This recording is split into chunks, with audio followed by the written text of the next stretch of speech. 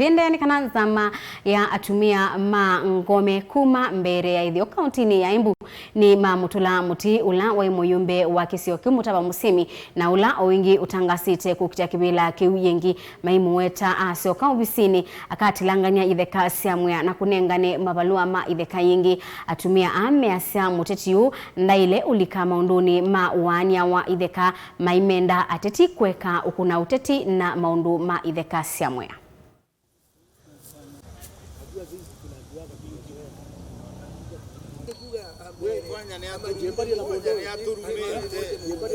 Lakini sasa wakati wa siasa ikiingia, wanasiasa wanataka kutumia Mwea ndio wapate kura saa huko mbele South.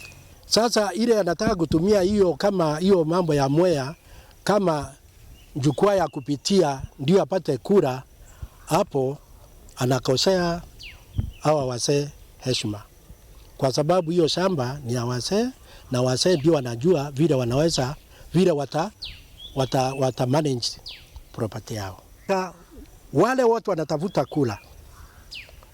kura wachane kabisa na hiyo shamba ya Mwea, yote ni ya wasee wa mbele, elders wa mbele ndio wanajua ni nani atakaa wapi, na tayari hiyo wamefanya. Kwa hivyo Mutava ukiwa unataka kiti, usinje kundanganya watu ati unaweza haribu title ile imepeanwa hapo ati ugawe tena. Wewe utagawa tena kama nani?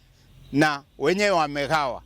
Na wenyewe hata karibu kupeleka watu huko, sababu tumemaliza mambo ya kugaa, mambo yote tumemaliza. Sasa ile kitu ningetaka kumwambia Mutava atuitize kura bila kutumia mambo ya samba ya Mwea. Lakini kama Wakamba hawakusema namna hiyo, waandike, watunjurise vile wameongea na Mutava. Kama wataki samba ni sawa, lakini kama wanataka watuambie hawana ngurubu na Mutava. Ningetaka tu kuomba Mr. Mutava asijaribu hata kidogo kulingana na watu wa mbele, afanye kabeni na shamba ya Mwea, maana iko na wenyewe. Ni mambo ya kusema mbele imekuwa imekatakatwa. Hiya bana mambo ya kuahidi. Kusema kile kichaka ni ya mbele South, it is wrong.